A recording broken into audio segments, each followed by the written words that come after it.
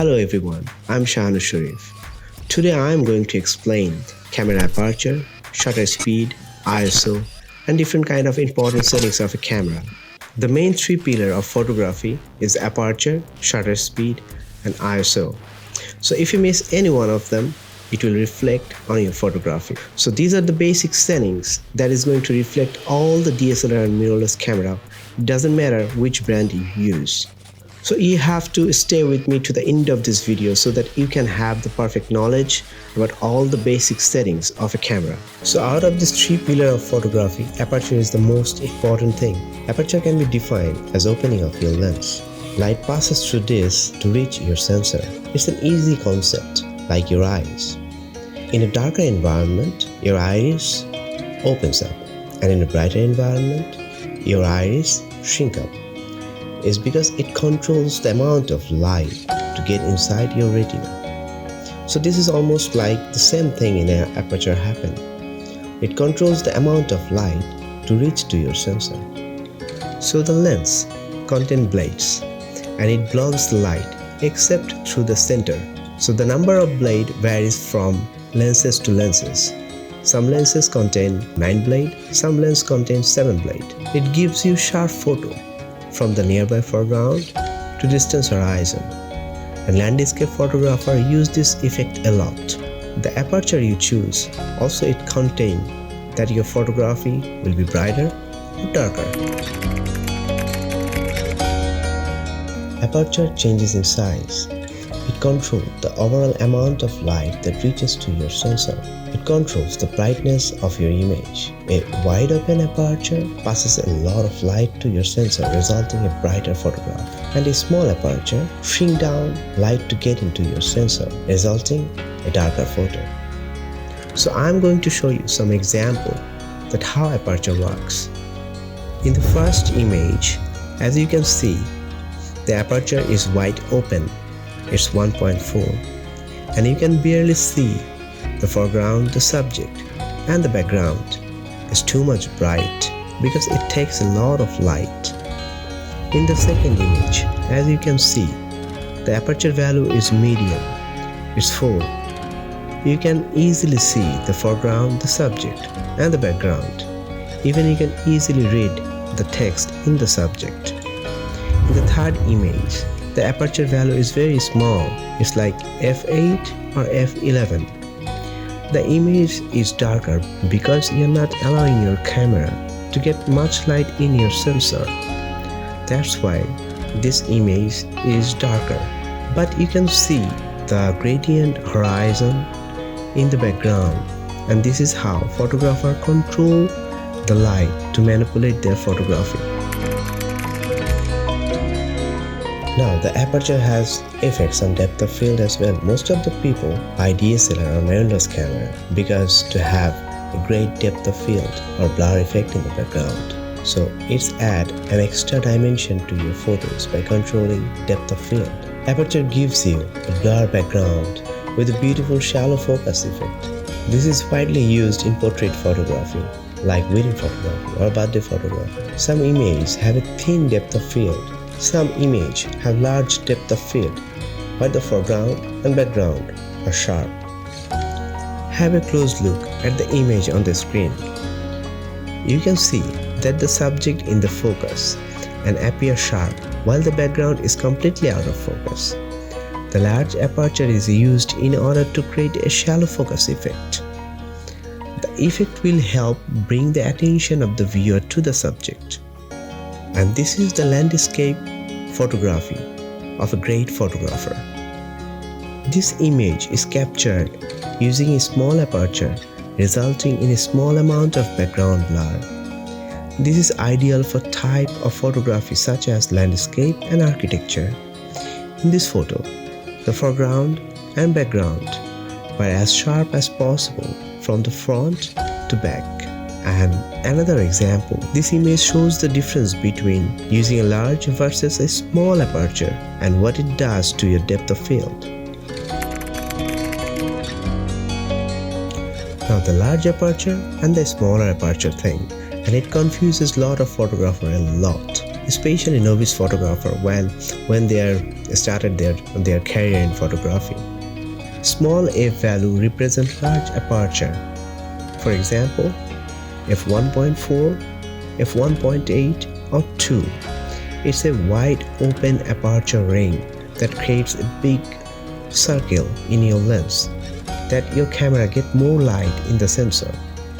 And the large f value represent a small aperture like f16, f11 or f8. It creates a small hole or small circle that blocks most of the light that passes through the lens.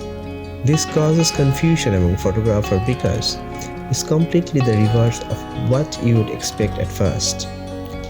For a reasonable and simple explanation, you can say the aperture is a unit of measurement of light. Now let's talk about how the settings appear in your camera. So we are going to show you some camera like Canon, Sony or Fuji so that you can easily control your aperture in your camera. On your LED screen or viewfinder, your aperture will usually look something like f1.4, f1.8 or f2 or f3.8 or f8. So you have to look for a value. Some cameras offer dialer. Some cameras have back screens so that you can check for f value. Some cameras omit the slash or write f stop like f1.4, f1.8, f2, f3.5, f8 and so on. For example, the Canon camera on the screen is set to an aperture of f1.8.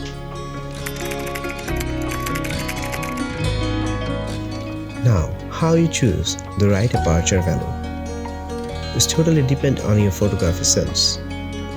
Now, most of the photographers consider the focus things as a subject, and the out of focus things considered as object or background or foreground. So some photographers blur their foreground to have a spatial effect on their photography. Especially it's very much visible on landscape photography. Most of the landscape photographers blur their foreground so that it can give you an extra effect or artistic effect in your photography. So you have to pick the right aperture, that how much sharp you want to do on your foreground. So in background it's all the same. So you have to set aperture value so that you can control the depth of field in your photography.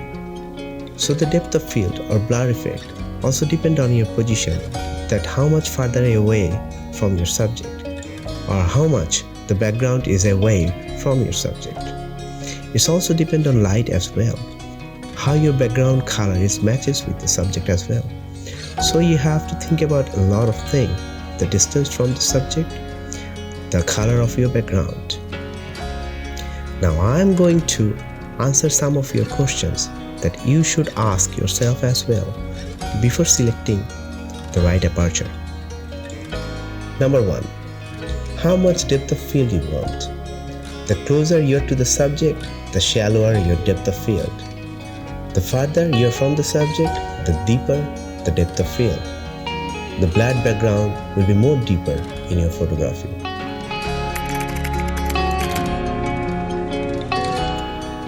Here is a table that covers everything about aperture. In f1.4, the aperture size is very large. In exposure, it lets a lot of light. The depth of field is very thin. In f2.0, the aperture size is large, and in exposure, it let half as much light as f1.4, and the depth of field is thin.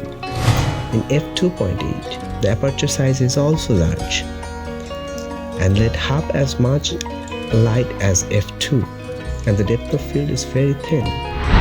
And if you go down below, it follows the same rules, that it blocks the half as much light as the predecessor value of it. So this is all about aperture that I have talked about. I think it will reflect in your photography. Now most of the photographers face trouble dealing with shutter speed. Most of the time I'm having a lot of complaint that so many people taking photographs, but those photographs are blurry. is because of shutter speed. I have checked all of them. Now the thing is that shutter speed control the brightness and darkness of your photography as well, and also it has a dramatic effect on your photography. The shutter speed concept is very simple. Now think of it this way, that if a door is open for 1 minute, in 1 minute 2 or 3 people can enter in a room. If your door is open for 30 seconds, like 1 people can enter in a room. Now this is the same principle applied to your photography as well. Like the door of light opens for longer period of time, more light get entered to your camera sensor. If the door stays for shorter period of time, few light or small amount of light enter to the sensor of your camera. And these things is very important is because shutter speed is also applied to freeze a moving subject, to control the brightness of your photography.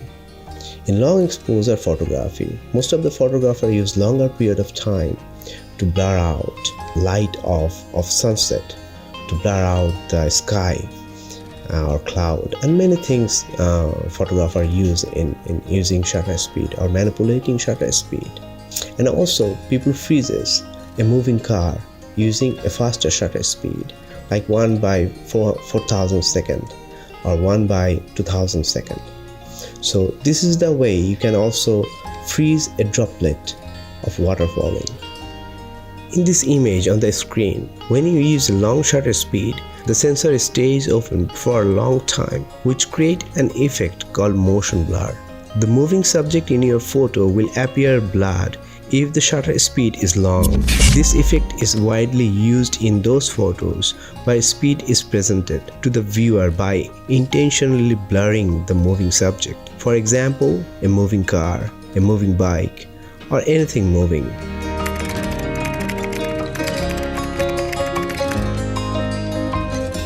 Now, how you measure shutter speed? The shutter speed measured in a fraction of a second. For example, if the shutter speed is 1 by 4, that means is quarter of a second. If the shutter speed is 1 by 250, it means it's 1/250th of a second. Now there are cameras like DSLR or mirrorless camera can handle 30 to 1 by 4,000 seconds, and some camera can handle 1 by 8,000 of second. Now also there is another mode called bulb mode. You can also use bulb mode to manipulate your shutter speed in your long exposed photography.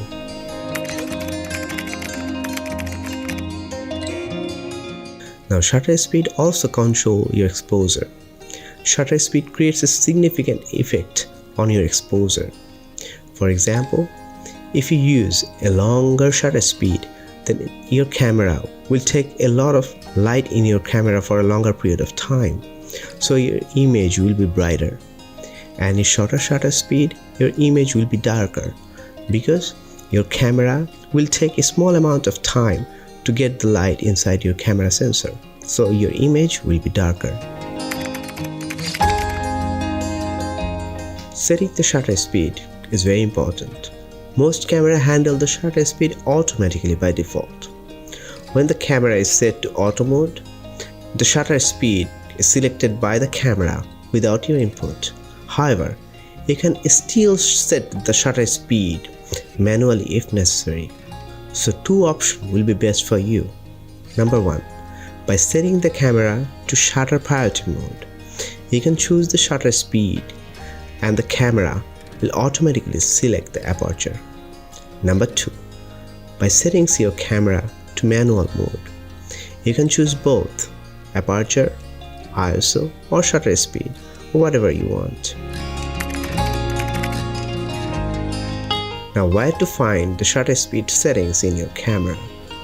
It is typically very easy to find on most of the cameras that have a top panel. A shutter speed is typically located at the top left corner or in the settings screen. If your camera doesn't have a top LCD like some other entry-level DSLR, you can look through the viewfinder where you will see the shutter speed on the bottom left side. And if the camera has neither a top LCD nor a viewfinder like many other mirrorless camera, you can see the shutter speed simply by looking through the back screen. On the most camera, the shutter speed will not show up directly as a fraction of a second. It will typically be a regular number. If you still cannot find the shutter speed, set your camera to aperture priority mode and make sure that you have turned off auto ISO. Then start pointing around your camera from dark to bright area. The number that changes will be the shutter speed. So this is all about shutter speed I have talked about. I think it will reflect in your photography. Now ISO is very important because most of the beginner photographer can have noisy photography. I'm going to talk about that how you're going to use ISO like a pro so that you can get the best result out of your camera. What is ISO? ISO is the sensitivity of light in your sensor. ISO controls the brightness of your photo. In a dark environment, if you increase the ISO, your photo will be brighter. Now, in most of the time, people increase ISO and get a noisy photo. So you have to control your ISO in a way so that your photo are sharp. Now, most of the time, please try to use your aperture and shutter speed and try to make your ISO as low as possible so that you can have the sharpest image possible. But in darker environment, you have to increase ISO. While you have a moving subject, you have to consider it to have a bit noisy photograph, but you can fix it in Lightroom as well. Now let's talk about ISO value. So there are people often ask to me that some camera offer ISO from 100 to 64,000 and some camera offer 64 to 124,000. So this is a huge range of ISO level to adjust your brightness in your photography. Now in this video, I'm going to show you that how ISO affect your photography. Simply, when the ISO speed is doubled, the brightness of the photography will be doubled. So if a photo is taken at ISO 200, will be twice brighter than a photo taken at ISO 100. Base ISO. Now, you have to know the base ISO. The base ISO is the lowest level of ISO in every camera. Most of the camera use base ISO is 100, and in these base ISO settings, you can have the best quality picture. So most of the time, try to use the base ISO settings. However, in most of the cases, maybe you will not able to use these base ISO settings, especially in low light condition. You have to increase the ISO, but you have to be careful that you don't have to use too much of ISO so that you can avoid noise in your photo. The noise visibility. In this image, I'm going to demonstrate the noise visibility of ISO. To visualize the noise of ISO, let's demonstrate two pictures side by side. These two pictures of the same subject are taken from the same frame at different ISO value. The noise in the picture taken with higher ISO value is visible very clearly. The image at ISO 3200 has much more noise than the one at ISO 200. However, the brightness in both pictures are almost at the same level as I have used long shutter speed to capture the picture at ISO 200. So try to avoid use higher ISO unless the condition require. How to change the ISO? Now changing ISO varies from camera to camera, but the science is almost the same in every camera like Canon, Sony or Fuji. You need to get out of auto mode to manual mode, or shutter priority mode, or aperture priority mode, or program mode will let you use or let you change the ISO value. But for some entry-level DSLR or mirrorless camera, maybe there will not be any dialer. So you have to go to back screen and find for ISO settings, and from there you can change it. But most of the camera has a dedicated ISO dialer. You can change the settings to have the desired ISO level. Now check your camera manual if you're having hard time finding the ISO settings in your camera. So you have to know where is the ISO settings. because you have to change it quite often and very quickly, because in low light condition, if you are shooting any moving subject, then you have to quickly increase the shutter speed and the ISO level as well. When to use low ISO? You have to check the light condition of the environment. Say for example, if you have the plenty of light in a room or outdoor, you have to use as low ISO as possible, like 100 or 200, to have the best quality photo. Even you can use the low ISO when you have a stable or still subject and you're using a tripod by using a longer shutter speed like 1 or 2 seconds. Now I suggest you to always use histogram if it is available in your camera. That will give you suggestion the light condition of your environment.